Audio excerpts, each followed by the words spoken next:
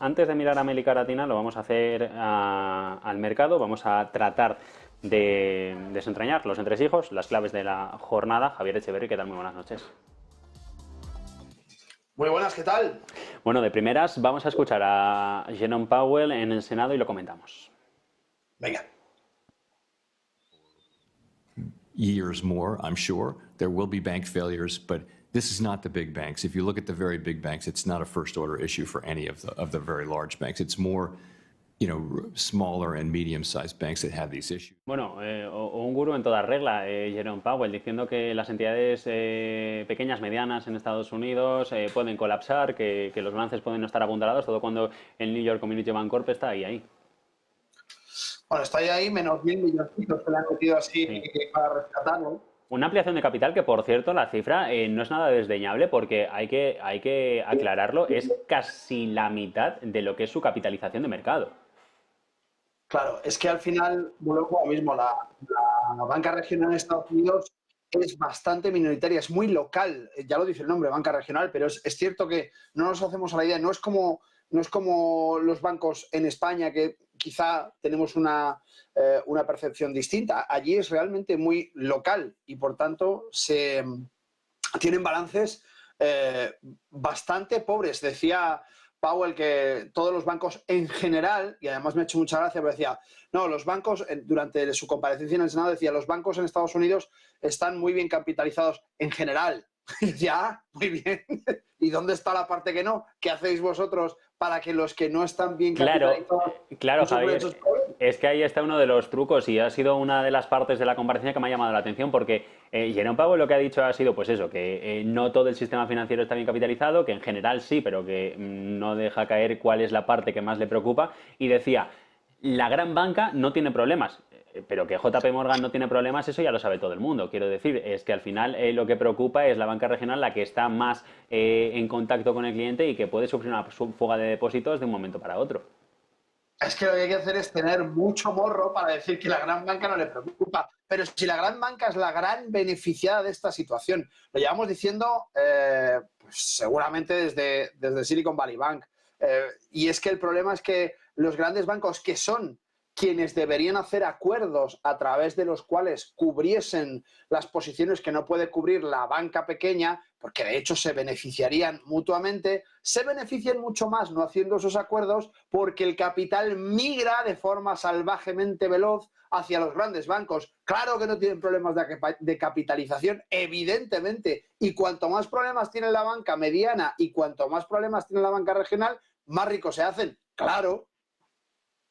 Sí que me llama también la atención que aquí en Europa tuvimos el problema de la banca, no se le llamaba banca regional, pero al final era entidades financieras más pequeñas que tuvieron que hacer frente a procesos de consolidación, creando pues gigantes que son los que ahora tenemos más o menos en todos los países, o gigantes al tamaño que merecen para Europa, pero en Estados Unidos no se contempla tampoco fusiones bancarias, no se habla nunca de un proceso de concentración bancaria, se habla de dejarlas caer y ya veremos. Bueno, el sistema es distinto. El sistema bancario en Estados Unidos funciona de otra manera y las garantías son distintas. Pero lo que sí es cierto es que el liberalismo en Estados Unidos está mucho más presente que el proteccionismo en Europa y que, por tanto, en Europa es muy difícil pensar en dejar caer un banco mediano, a pesar de que ha sucedido ya en Suiza. En Europa es mucho más difícil. Se han dado casos, como pasó con Banesto, se han dado casos, pero no es lo habitual.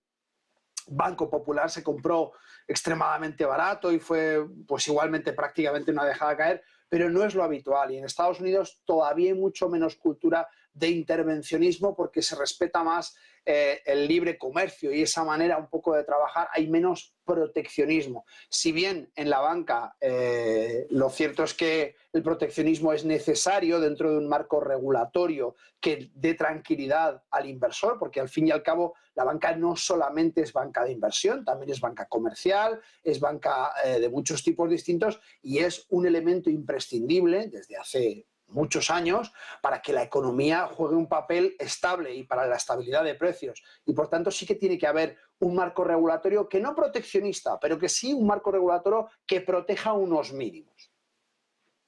Un marco regulatorio que en todo caso no existe. Bueno, en todo caso, No existe como en Europa, pero existe, evidentemente, en Estados Unidos existe. De ahí que la señora Yellen en un momento dado ampliara las garantías, que ese marco regulatorio bastante endeble proporcionaba a la banca. Recordamos que cuando se cayó Silicon Valley Bank, lo máximo que cubrían dentro de esas pérdidas eran $250.000. Y dijeron, bueno, no pasa nada, lo extendemos. Y de hecho, por eso ahora mismo tenemos la regulación que tenemos que se termina dentro de nada. Bueno, otro de los grandes asuntos ha sido este que dejaba sobre la mesa hoy Luis de Guindos, el vicepresidente del BCE, en la comparecencia. Una pregunta que, por cierto, Lagarde ha dicho, no voy a responder yo, no porque no quiera. Vamos a escucharle la respuesta. Sure. There are some, some banks that have, a higher exposure and a higher concentration in their portfolios, in their balance sheets to commercial property, to commercial real estate. And this is something that, we have been monitoring very closely. We have not seen so far any sort of, let's say, widespread contagion because of the evolution of commercial real estate. We have indicated several times that the exposure of the non-banks is much bigger, is larger than the exposure of the banks. So I repeat again, this is something that we have been looking at very carefully, and is one of the main risks for financial stability at present. Es uno de los riesgos de la estabilidad financiera, pero es uno de los riesgos que nos atajan. Y según de Guindos, más vigilados. Sí. De hecho, está en torno al 5% del total de los activos de la banca en Europa y esos préstamos de commercial real estate, de inmobiliarios. Y está tan vigilado porque todos sabemos que la parte inmobiliaria, la parte de real estate, es uno de los catalizadores más importantes a la hora de ver cambios en la economía.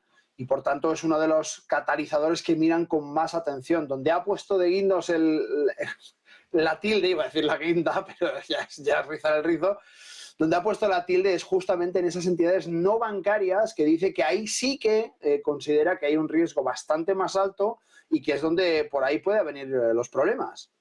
Pero esto de las entidades no bancarias es la gran alerta que se lleva lanzando durante años. ¿Por qué no se aumenta la regulación? Es que si ese es el problema, que es lo que todos los bancos centrales tienen asumido, ¿por qué no se empieza a presionar en esa pata?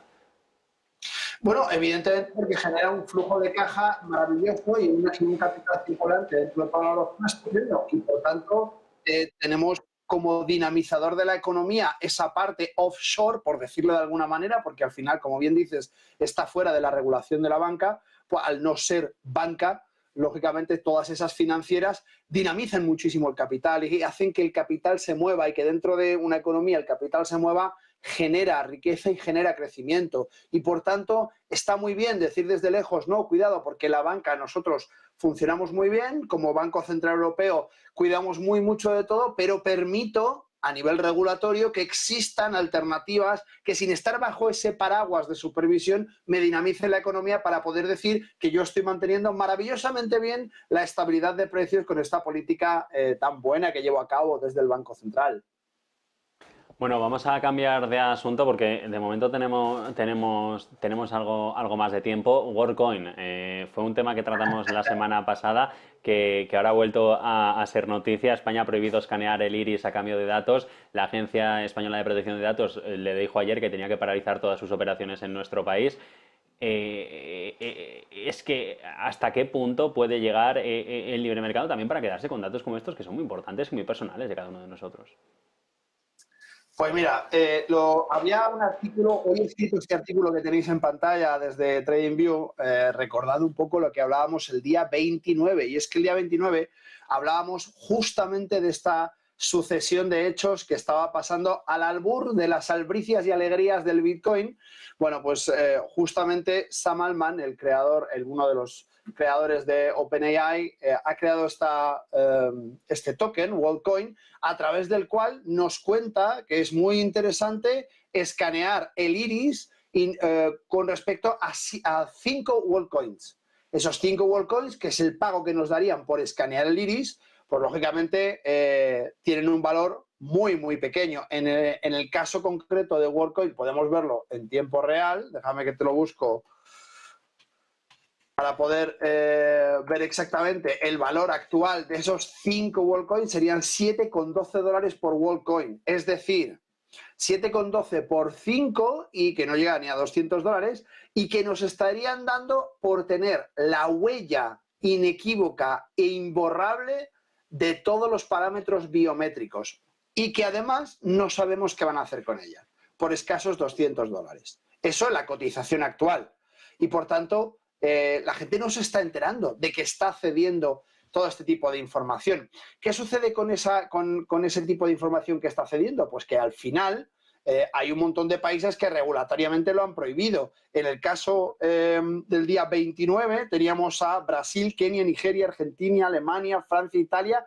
y Países Bajos. Todos estos lo habían prohibido ya. Y en España todavía no estaba prohibido. Y yo decía, cuidado, porque esto es muy peligroso, lo van a prohibir, no tiene ningún sentido que a la gente sin ningún tipo de información se le diga, no, le doy 5 WorldCoins, que verá usted que esto va a ir muy bien en el futuro. Mire, es que esta compañía es del creador de ChatGPT. ¿Le suena a que va muy bien ChatGPT? Pues WorldCoin va a hacer lo mismo. Bueno, pues esto es lo que ha sucedido, que al final con ese auge del Bitcoin, pues todo el mundo se ha confiado, o gran parte de la población se ha confiado, y las entidades reguladoras, en este caso de protección de datos en España, han dicho, oiga, hasta aquí hemos llegado, usted se está apropiando de unos datos biométricos que no dice qué va a hacer con ellos, que no defiende además tampoco qué es lo que va a hacer y que no explica si en un momento dado el usuario de esos datos puede hacer uso de su derecho de rectificación. Claro, es que en ningún momento, Javier, dicen si van a comercializar con tus datos, qué es lo que dicen, porque la empresa sí que en su momento dijo, nosotros recabamos los datos, alimentamos a nuestro sistema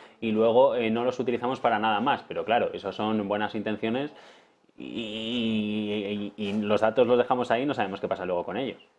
Sí, sí, de hecho, el comunicado de la agencia sobre la Agencia de Protección de Datos que prohíbe a WorldCoin seguir recopilando datos en España y adjuntaba en el artículo todo el documento, porque al fin y al cabo tenemos que estar claros con la situación en la que estamos y es que últimamente la tecnología va mucho más rápido que el conocimiento.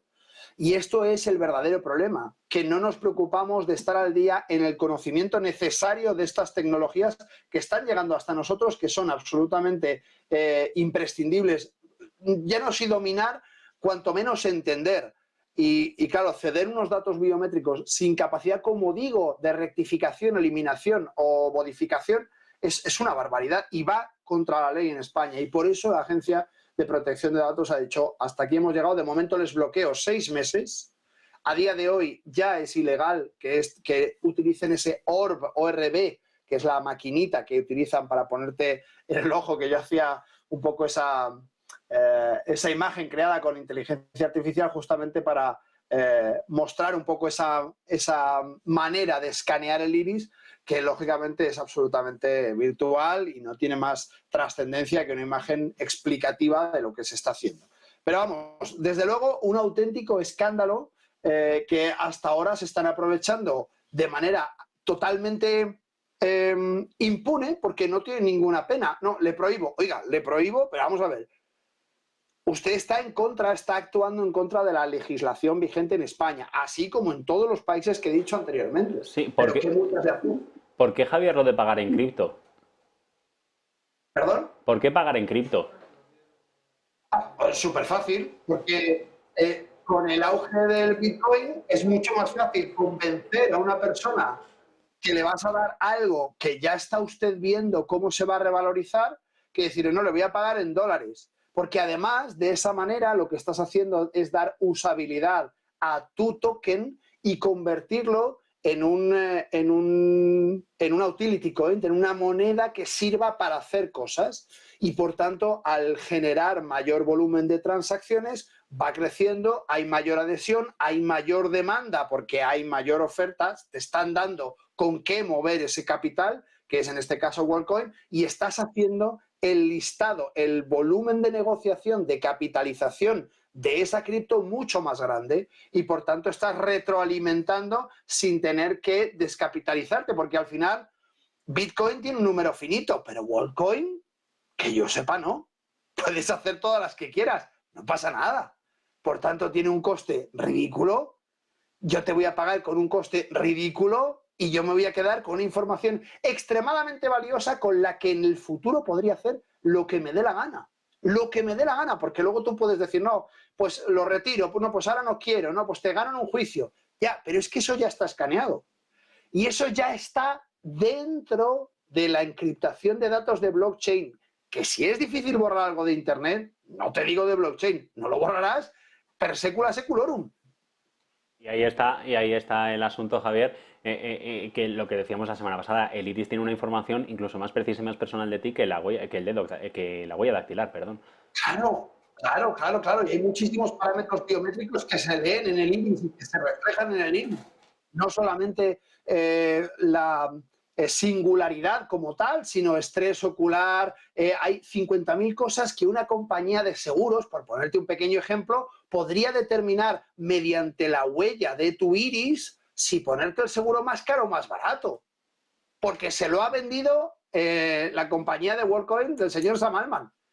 Oiga, es que usted tiene un gorro espectacular. Más un negocio que es innegable.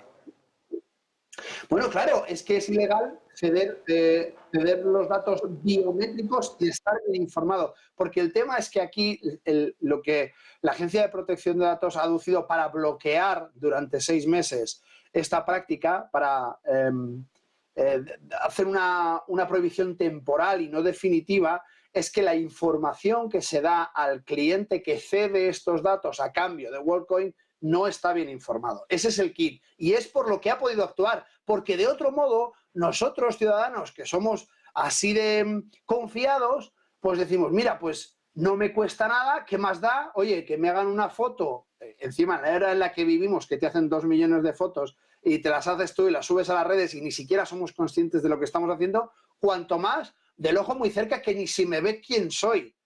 Claro, a ver, esta manera de interactuar, por supuesto, no digo que sean todos los ciudadanos de manera inconsciente, pero sí que es caldo de cultivo para muchísimos ciudadanos que no estén informados, que no entiendan la profundidad de una huella biométrica del iris, que como muy bien dices, acumula mucha más información que la mera singularidad de ser distinta a todas las demás, sino que, como decimos, hay datos médicos, hay datos muy importantes dentro de ese análisis que se pueden utilizar de muchas maneras distintas. Y por eso la Agencia de Protección de Datos ha sido capaz de bloquearlo y no de prohibirlo definitivamente, porque el hecho de no informar correctamente o no tener la suficiente información podría, por supuesto, ser algo temporal si ellos hacen una campaña donde explican exactamente qué es lo que están haciendo. Pero claro, tampoco les interesa, porque si lo explican exactamente, el nivel de participación de aquellos que vayan a esos centros comerciales, porque es que además lo hacen por todo el mundo, sobre todo en centros comerciales, poner el OR, montar un stand y gane criptoactivos por hacerse un escáner en el ojo. Claro, es que realmente la gente no entiende muy bien lo que está haciendo. Entonces vas con los niños, la familia, no sé qué, ay papá, yo quiero tal, venga, pues yo te hago no sé cuánto. Yo no sé siquiera si a los niños se lo están haciendo. No, o sea, no sé, a mí me parece una aberración salvaje que además no tenemos medida todavía para entender lo que puede significar el día de mañana. Pues veremos en qué queda todo esto. Javier, te voy a pedir que me aguantes para irnos al tiempo del consultorio, que arrancamos en unos instantes junto a Bolinses. Antes, publicidad. Fenómeno.